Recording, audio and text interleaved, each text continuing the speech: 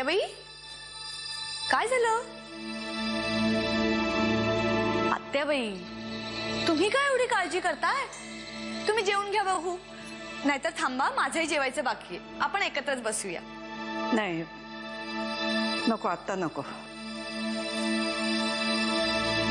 सुमित्रा आणि जानकी येत आहेत, त्या आल्या की सगळ्या बरोबरच बसू. काय?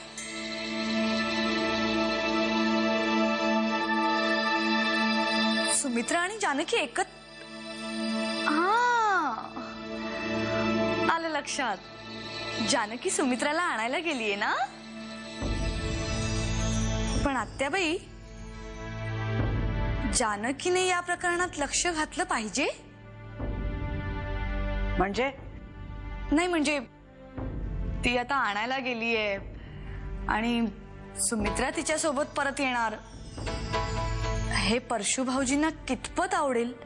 नाही म्हणजे जानकी बद्दल परशु भाऊजींचं मत तसं काही चांगलं नाहीये आणि सुमित्रा बद्दल तर अजिबातच नाही. म्हणजे त्यामुळे विचारते, हे कितपत योग्य आहे? तुला काय वाटतं? तुझं काय मत आहे ते सांग ना. परशु काय म्हणेल, परशुला काय वाटेल हे सांगायची काही गरज नाहीये.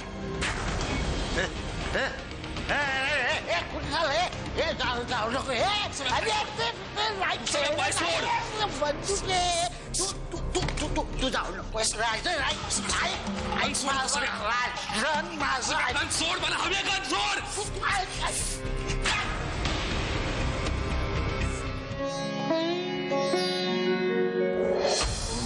इथे परत का आली तू?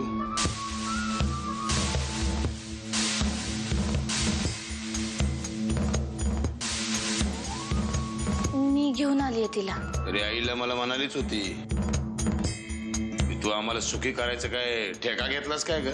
मला तुम्हाला एकत्र पाहायचंय. काय गे, तू काय स्वतःला बाबू गेनू समजते काय? कोणाच्या पण संसारावर दुःखाचा ट्रक आला की चालली मध्ये अडवायला. अगं बाई, तू आहेस तरी कोण? ती या घराची मोठी सून आहे. तू आहेसच का? तू म्हणजे ना या घराण्याची जणू लेडी भीष्माचार्यच आहेस. जरा का पांडव दुःखामध्ये सापडले की आली आणि आपल्या वयाची ढाल करून वाचवायला लागली त्यांना. ही असली घाणेरडी सवय आहे तुला. तुझ्या सवयी तू बदलल्यास तर माझ्या सवयी मीही बदलीन. आज झाला तमाशा.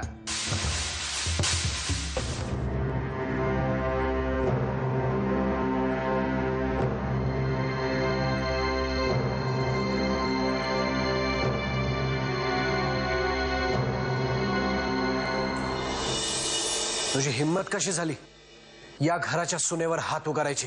तुझ्या बायकोनच खाजून खरूच काढले. मी आधीच सांगितलं होतं, ही म्हैस माझ्या गोट्यात असता कामा नये. याआधी 10 वेळा सांगितलंय, पण बहुधा तुझे कान फाटले होते, म्हणून पुन्हा एकदा सांगतोय. तुझ्यापेक्षा या घरावर तिचाच जास्त अधिकार आहे. बस झालं, आता मी कोणाचं ऐकणार नाही. एक तर या घरामध्ये ही घाण राहील, नाहीतर मी राहील. बरं झालं स्वतःच्याच तोंडाने बोललास नाही. म्हणजे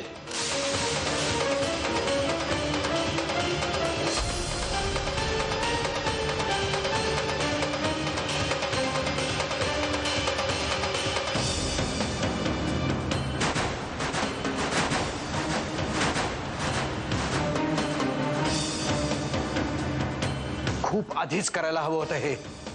इतके दिवस जिच्यामुळे तू वाचलास तिच्याच मुळावर उठलायस तू. अरे तुझ्या आईने आणलंय मला या घरात. तिची चूक झाली.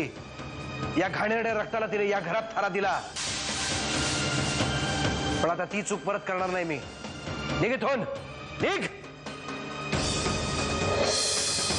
तुला इथून बाहेर पडल्यावरच कळेल किल्लेदार या नावाची किंमत काय ते.